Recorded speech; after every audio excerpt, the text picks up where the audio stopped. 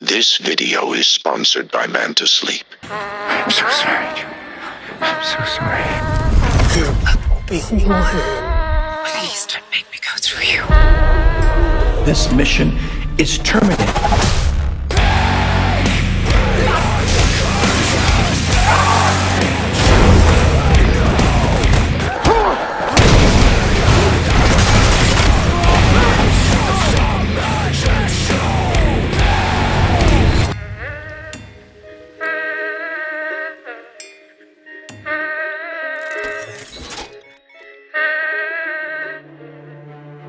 In a sign of confidence in the franchise, Mission Impossible 5 hadn't even hit movie theater screens yet before Tom Cruise would announce on The Daily Show that they were developing Mission Impossible 6, saying, "We're starting to work on it now. We'll probably start shooting it next summer." What would you like to do for your next big stunts? Do you have something in mind already at this stage? Or are you still getting over hanging on the outside of a plane? No, we have a few. We've been talking about it, but we can't say it publicly. All of the other franchise films had at least 4 years between them, setting this edition up to potentially be the fastest made yet. The previous film's director, Christopher McQuarrie, was already signed on to write the sequel, and Tom Cruise was quickly in talks to get him to return as a director as well. I mean, sit down and we talked about what are the stuff we want to do.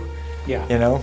Yeah, we are always talking about things we want to do. Anytime we're working on a movie, we're thinking, this would be great on the next one. This was also setting up to be an unprecedented change. For 2 decades, the franchise tradition had been that each film got a new director, a new vibe, a new feeling. But with McQuarrie returning, it would be the first time one of its directors got a reprise. Why did Cruise want to break form? Well, the finished Mission Impossible 5 really impressed him, and with the glowing reviews it got, including a coveted 98% Rotten Tomatoes score, it's easy to see why. But McQuarrie was reluctant to sign on. He'd only just finished making Mission Impossible 5 and found the process intensive, and he was struggling to think of how much further the franchise would go, pointing to the large-scale A400 stunt and essentially asking, how do you take something like that and go bigger? Lastly, he was concerned about the precedent to longtime fans of the franchise, who expected a new director for every film. But Cruise told him, precedents are made to be broken. I want you to direct the movie. And after enough badgering and reassurance, he eventually agreed on one condition. I'm going to come back on the condition that I'm a different director, because I wanted this to be a very different movie. So with that, the style would also have to be very different.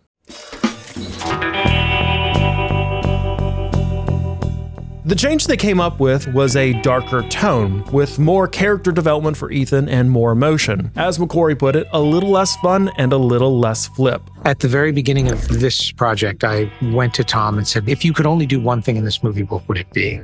He said, I want to tie up the story of Ethan and Julia. They agreed on wanting to solve a long-running narrative between Ethan and his wife, Julia. Hunt's character was to be changed into something less enigmatic and more personal, with McQuarrie saying, I was determined to do from the outset was to put the audience more inside Ethan's head and expressly state that what his deepest fears were. That put the audience in a place where they are more connected to him emotionally, as they knew more about Ethan than the people around him.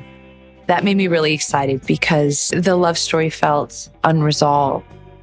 We wanted to bring that back, that emotional journey of his past that's going to now come to the forefront. The plot was also going to introduce a lot more of a moral gray area, with Hunt taking on the identity of John Lark, an extremist, for much of the film, forcing him to do terrible things to stay in character. But in the end, this plot thread was cut. Even though Tom was on board, McQuarrie ended up feeling it distracted from the rest of the story and the usual Mission Impossible formula too much. So the impersonation segment was slimmed back a lot. Another element that was binned was the idea for Jeremy Renner's character, William Brandt, to come back and be killed off, but the actor would decline to return, a mix of his commitments to the Avengers series and his unhappiness with being killed off. And so Brandt ended up vanishing out of the narrative instead. But they would bring in a fun new character who wasn't too busy being a superhero to conflict with the filming schedule.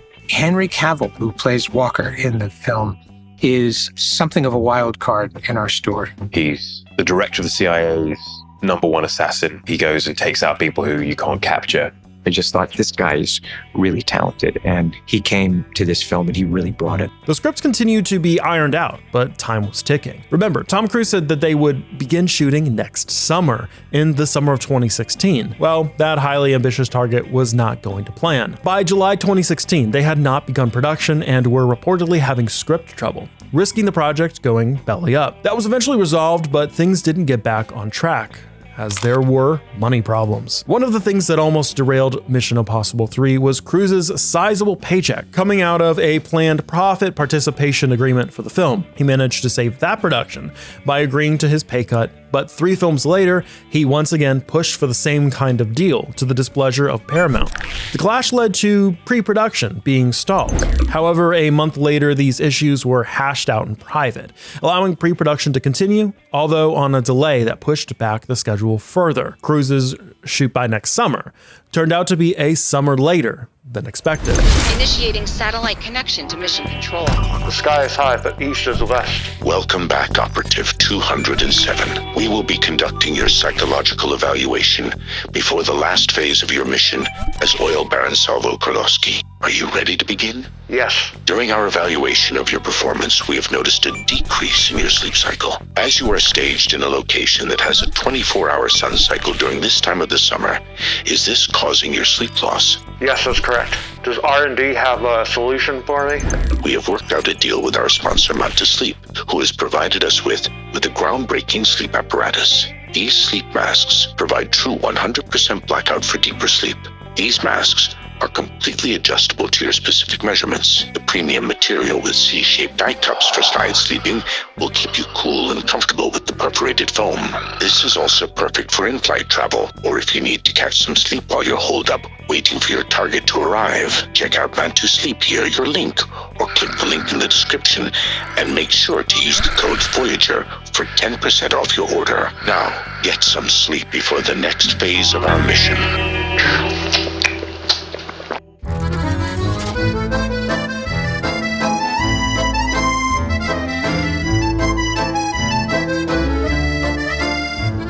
Principal filming would begin on April 8, 2017 in Paris, France. The language of Mission Impossible is all about practical stunts, practical action, going to real locations. This Mission Impossible takes us to London, Paris, New Zealand, Norway, and the skies over Abu Dhabi. This entry into Mission Impossible was designed to be a little bit more grounded when compared to earlier entries, with a more ashen, cold color palette to match the director's feelings in pre-production to give this a very different vibe from the last one. Now, when it came to the production, things remained pretty much the same. Notably, the focus on shooting was as much as humanly possible on film again. What was essential to that was the cinematographer. In terms of the look of the film, it's 180 degrees different from the last movie. The director of photography this time around was Rob Hardy, a camera operator that needed a bit of an adjustment period to get back into shooting on film.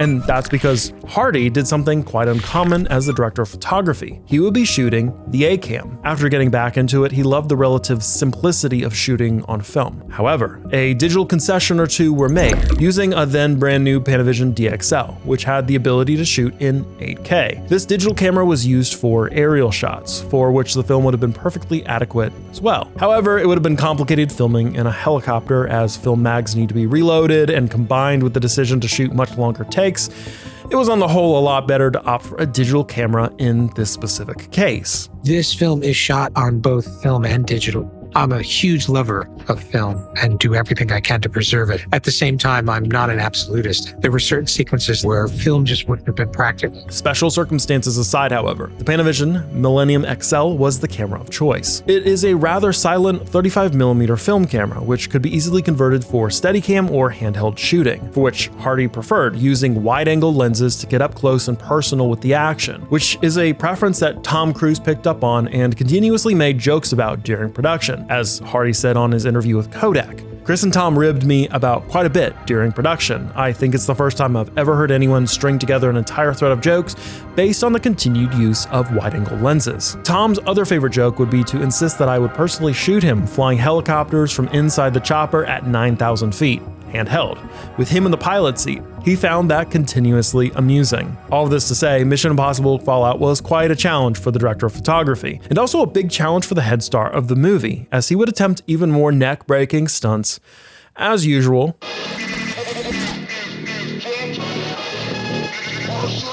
the hardest environment to set up for the production crew must have been Preikestalen in Norway, a location that they had decided to shoot in purely because of the beauty of the location. However beautiful Preikestalen was, it was not easy to film there.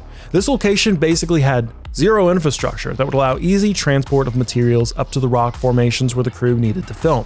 And the team was sticking to their guns with a little CGI as possible mantra, meaning they could only do it one way, the hard way. Keeping 150 people safe in a difficult environment is a challenge and continues to be our priority. Transporting all this equipment and building something that looks like a production town to shoot the fight sequence in on top of a mountain took some ingenuity. We've got quite a big infrastructure of shipping containers, caravans, and marquees, as well as a hell of a lot of rigging. Our amazing rigging team came in and built all this in a very short amount of time. Secured by wires, Tom Cruise and Henry Cavill would fight things out, dangle off cliffs, and get socked in the face with industrial hooks. Filming the fight on the edge of the cliff actually seemed to be the most precarious. Wouldn't catch me doing it. That's great right there, thank you. If dangling off a cliff was child's play, then what wasn't? How about a stunt so dangerous the crew thought Cruise might have died?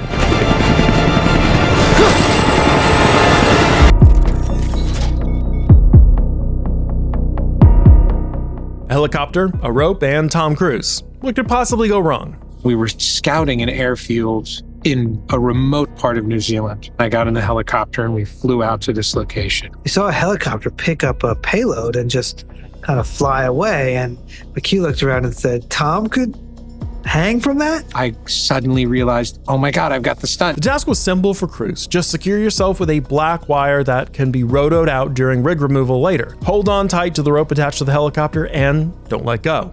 While this seems straightforward from a breakdown perspective, the human element complicated it with Tom Cruise really climbing up this rope, causing numerous complications and unexpected dangers for this particular stunt. There are always the perceived dangers in a stunt, and then there are the real dangers. Some of the flying we do is very high and it's really cold, -10 centigrade without the wind factor on them. He's fighting against extreme cold, wind, and then also the air pressure. Element of surprise aside, the plan went as follows. As the helicopter departs, Tom holds onto the rope. They fly off for a while, and then at a certain point, Tom unlocks his wire to let himself fall onto the payload the helicopter is carrying mid-flight. Nothing went wrong, of course, but for onlookers on the ground, the situation looked much scarier than it was, as they thought that Cruise's wire had failed. You could see Tom dangling from this helicopter, and about a second later, Tom fell.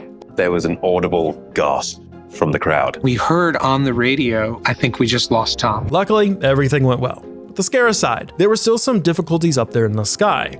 Similar to the plane stunt in Rogue Nation, however, to a lesser degree, Tom was practically exposed to the strong, cold winds up in the air, with very little protection. The drop down onto a cushioned payload also didn't come without the risks. He could have injured himself slamming on the load, or of course the wire could have failed. While not the case in the filming of the helicopter drop, Tom did actually injure himself quite badly during a rooftop chase sequence.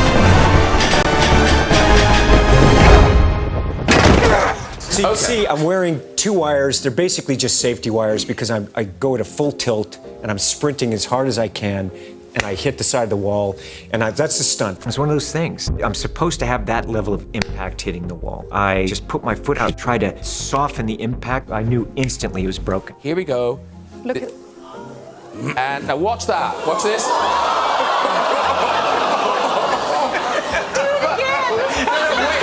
This happened on the 3rd attempt of the stunt, ending with a pained Cruise clambering up to the ledge and limping onward in pursuit of his target. Now, an injury like that to your star of the film would do a number on any film production, and in this case, it was certainly no different. You know, I was relieved to get a call that he broke his ankle, not that it was something else, you know?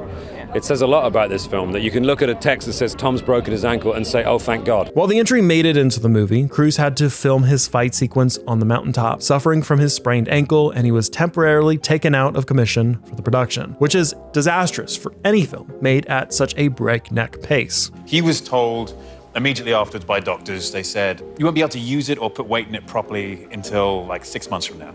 Oh. And he said, okay, that's not okay, that's not gonna work. And he went, and you may never run again.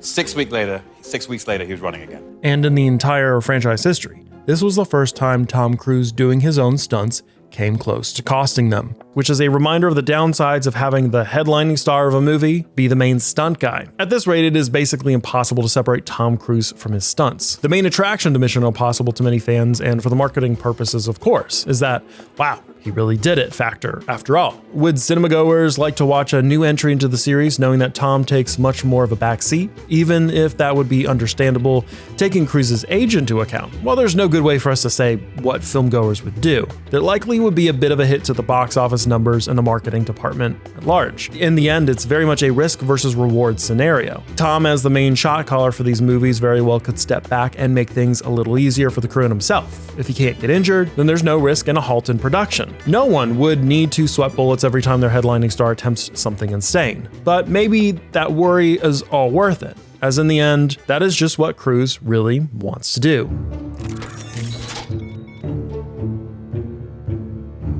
The Halo jump was absolutely real.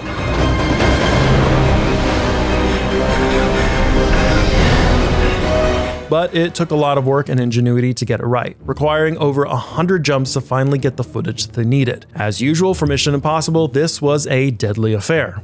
There's dangers of hypoxia and the bends. You start losing your mind, but you don't realize it. We had to develop a special helmet that is both a prop and a life-saving device. Preparation was needed before even boarding the plane, which is where building a massive freefall simulator comes in handy. There, the crew could rehearse and get used to movement during a freefall, with a strict diet of breathing oxygen to avoid decompression sickness and jumping out of planes over and over again. Confidence grew. And so did the pressure, as there was only a small window of time per day to actually film the jump. We were shooting a nighttime sequence.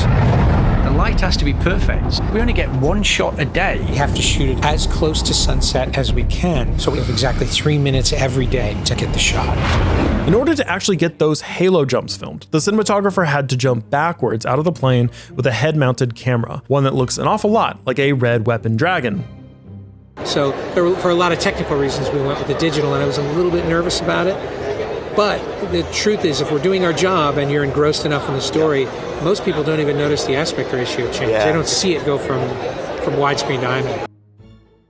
It turns out, finding a skydiver that would strap a heavy camera rig to his head was more difficult than expected. There was a lot of reluctance, McQuarrie said. The first two cameramen, they gave us a lot of rules and telling us what was and what wasn't possible, and we're not into that at all. We're not reckless, but what we want to hear are solutions, not restrictions. Luckily, a certain Craig O'Brien stepped up for this important role. Being an experienced skydiver and skydiving camera operator, he had the right experience and desired outlook on shooting the scene for Mission Impossible Fallout. It was a tall order for O'Brien, don't get us wrong, to shoot this sequence, especially when it pertains to previewing the footage as he filmed. Well, except he didn't. Narrative storytelling is a very different style of framing. You're not just capturing an event, you're directing the eye, McQuarrie said. I'm making you look where I want you to look. He had to learn how to do that. We found a world champion, photographer, but he'd never shot a movie. He didn't know narrative storytelling in this way. He's an image capture, he's there capturing teams and shots, and he's amazing.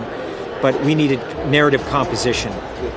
So we had to figure out how to do it, how to make it like where, he's wearing the camera on his head. And to make matters worse, the camera strapped to his head was not set to autofocus, and a focus puller inside the plane could only pull focus for so long until the camera got out of range. Really, Craig O'Brien had a double role. He wasn't just the cameraman, but also the mid-flight focus puller. While jumping out of the plane, O'Brien had to create some good distance from Cruise, and as Cruise then sped up towards him, O'Brien needed to slow himself down, resulting in a shot where Cruise speeds in front of the camera and comes to a stop a short distance away from the lens. Meanwhile, the skydiving operator needed to pull focus to its minimum focusing distance to have Cruise in focus by the end of the maneuver. After days of out-of-focus dailies, O'Brien suggested to the focus puller in the plane to completely shut off his device, as the camera might not be able to respond to the second focus dial as the first loses connection with the camera. It was worth a try, so the focus puller shut off his device as soon as Tom jumped out of the plane, and after they landed, the team was pleased to finally see an in-focus Cruise creep into the scene. The hot switch had actually worked. The scene also saw a lot of digital enhancements as it was shot in the UAE. And of course, the team wasn't suicidal enough to attempt a halo jump during an ongoing lightning storm. VFX artists went to work creating those stormy conditions as seen in the movie and had to replace the ground plane with a Parisian cityscape, with many hidden cuts stringing together different takes. We end up with a scene that represents a culmination of over 100 skydives crews actually went through, but which still required heavy digital enhancements. Narrowly escaping death on the roof of a Parisian nightclub, Ethan could continue his mission, swinging through the club on a rope.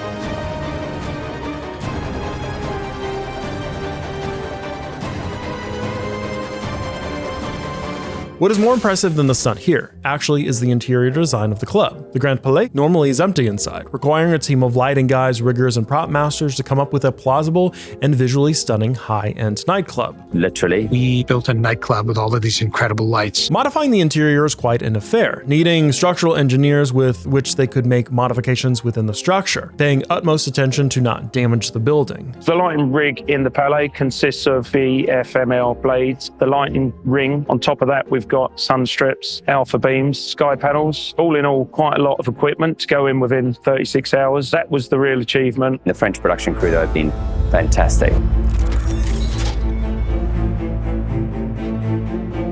But Tom Cruise did something that I think warrants some discussion on this film in particular, and that happens to be that he actually flew a helicopter through the mountains. Tom and I have been talking about for years creating a helicopter chase. That means shooting the star of your movie, flying one of the helicopters. It's crazy enough to have an actual aerial stunt scene happening for a feature film, let alone the star of your film flying a helicopter for that said stunt. And training to pilot a helicopter is not something that can be done by skipping steps. I fly aerobatic airplanes and warbirds. I'm the pilot. But helicopters, I'd really never flown. I wasn't licensed. So we started Tom's training almost 2 years ago and learning to fly helicopters. We got him his license, and then he spent the next year or so practicing. Tom Cruise would really take to the training, reportedly working 16 hours a day to reach the 2,000-hour milestone required for the helicopter training. But Tom Cruise wouldn't just be flying a helicopter normally. He'd be flying it with 13 other helicopters close by, and with mountains everywhere around them. The mountains cause wind and they cause turbulence. It takes a while. There's no substitute for experience. Although this scene was supposed to be taking place in Norway, they would film in New Zealand as a location in Norway that they were shooting at didn't allow for them to fly helicopters through the mountains, or at least how they were doing it for this stunt. But this location in New Zealand offered the perfect location for the stunt, as they were set up to accommodate this sort of thing. But though Cruise had finished his training and they found their location, they still had to find the right helicopter for the job. We were looking desperately for a helicopter. We wanted something that was highly maneuverable, but you also wanted something that had enough of an open glass canopy that you could see out and you could see in.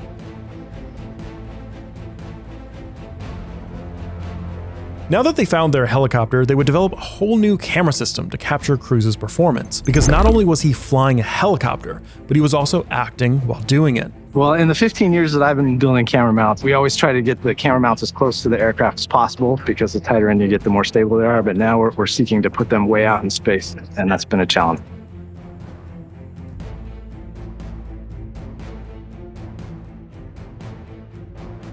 Once they were finally airborne and ready to do the stunt, it became even more difficult to coordinate what was happening with so many helicopters in the air. So communication was really key.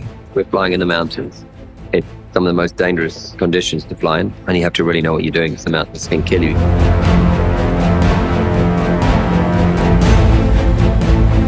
Claustrophobia in there was very extreme. And to make this all the more dangerous, Cruise trained hard to be able to perform a difficult corkscrew maneuver. It's an alpine descent.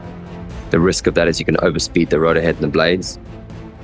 And if they overspeed for too long, they just literally pop off. And then you're just a rock that drops. And of course, Tom Cruise pulled it off perfectly. Whoa,